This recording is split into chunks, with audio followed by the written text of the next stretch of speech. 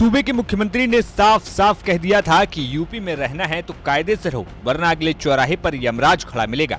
लेकिन कहते हैं ना कि कुछ लोग गलतियां करके सीखते हैं, कुछ लोग दूसरों की गलतियों से सीखते हैं और कुछ लोग कभी नहीं सीखते। यकीन न आए तो एक बार इस शख्स को ही देख लीजिए। नाम है नूर, लेकिन यूपी पुलिस ने इसका नूर ही उतार दिया। उत्तर प्रदेश में खनन माफियाओं का हमेशा से दबदबा कायम रहा है, लेकिन 2017 में सूबे की कमान संभालने आए मुख्यमंत्री योगी आदित्यनाथ ने साफ कह दिया कि अगर उत्तर प्रदेश का विकास करना है तो राजस्व को नुकसान पहुंचाने वाले खनन माफियाओं को पहले ठिकाने लगाना होगा। मगर कुछ लोगों के भेजे में बात नहीं घुसी। अब इस नूर को ही देख लीजिए। अपने आप को नूर इलाके का सबसे बड़ा माफिया समझता है। अगर नहीं समझता होता तो क्या इतनी हिम्मत होती जो एक सरकारी अफसर की गाड़ी पर हमला कर दे और अधिकारी को अपनी जान बचाने के लिए भागना पड़े। हम आपको किसी वेब सीरीज की कहानी नहीं बता रहे, हम आपको हकीकत बता रहे हैं जो संभल जिले में तैनात नायब तहसीलदार के साथ हुआ। आरोप है कि नायब तहसीलदार हयात नगर के रसूलपुर और पैतिया में अवैध खनन पर शिकंजा कसने पहुंचे थे। तभी मुख्य आरोपी नूर के लोग ट्रैक्टर पर अवैध तरीके से मिट्टी खोद कर ले जाते हुए दिखे। नायब तहसीलदार ने जब उनसे बातचीत करने की कोशिश की तो उन पर पहले हमला कर दिया गया। साहब तो किसी तरीके से जान बचाकर भाग निकले, मगर साहब का ड्राइवर दीपक यादव उनके हत्थे चढ़ गया। इन लोगों ने ड्राइवर को बुरी तरीके से पीटा और सड़क पर मरता हुआ छोड़कर वहां से फरार हो गए। ऐसा हुआ कि हम उधर क्षेत्र में घूम रहे थे, फिर नूर ने आगे गाड़ी पर हमला कर दिया।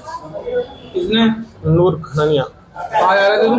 हम इधर जा रहे थे, बसूली में जा रहे थे। क्या करने? बसूली करने। फिर क्या हुआ? नूर ने आगे वहाँ ट्रैक्टर देख दिया भरा हुआ मिट्टी का। हाँ। तो हमने गाड़ी रोकी, रोकने के बाद उसने बदमाश बुला के गाड़ी के पीछे लगा दी, गाड़ी भी तोड़ दी और मेरे दिए। आप कौन लोग थे? हम 3 लोग थे। मैं था, एक साहब गाड़ी था और साहब थे। साहब कौन से? नायब साहब। क्या नाम है? अनुज कुमार सिंह। अच्छा, कहाँ की बात है ये? ये है पैतिया के बीच में।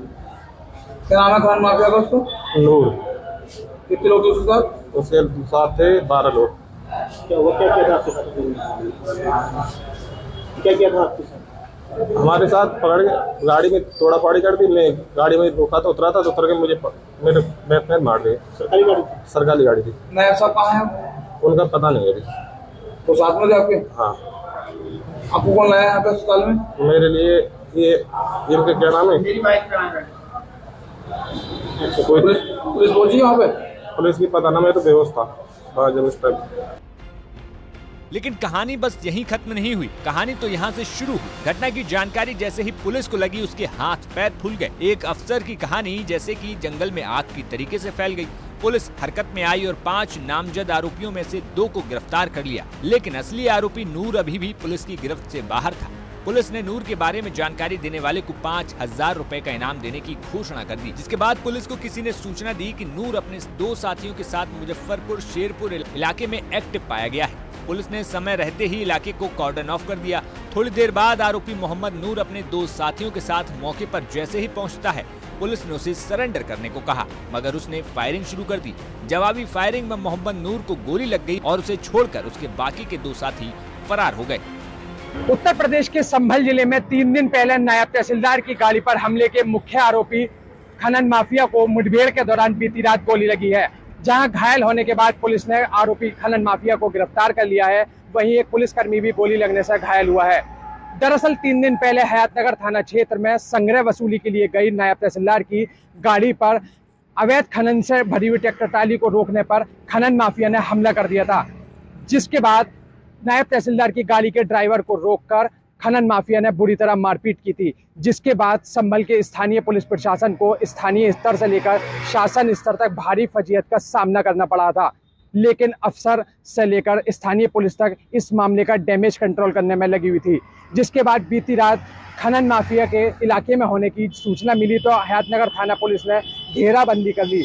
जिसके बाद आरोपी खनन माफिया से पुलिस की मुठभेड़ हुई है और उसके बाद 5000 के इनामी खनन माफिया नूर को गोली लगी है। हालांकि इस तमाम कार्रवाई के बाद एक सवाल ये भी उठता है कि जिस तरीके से अवैध खनन से भरी हुई ट्रैक्टर ट्राली को रोकने के बाद उसने नायब तहसीलदार की गाड़ी पर हमला किया, तो क्या उसको अवैध खनन करने की इजाज़त स्थानीय स्तर की पुलिस या प्रशासन की तरफ से दी गई थी? और अगर नहीं दी गई थी तो आखिर उस पर अवैध खनन करने के मामले में क्या कार्रवाई की जाती है? लेकिन इस तमाम भारी फजीयत के बाद फिलहाल स्थानीय पुलिस ने इस मामले का डैमेज कंट्रोल करने की पूरी कोशिश की है। पुलिस की माने तो मोहम्मद नूर काफी समय से इलाके में एक्टिव था। ये पहले भी कई आपराधिक घटनाओं को अंजाम दे चुका है। इसके ऊपर गांव के लोगों को धमकाने और परेशान करने के भी कई गंभीर आरोप लगे हैं। फिलहाल पुलिस इसके बाकी साथियों को पकड़ने के लिए कॉम्बिंग कर रही है।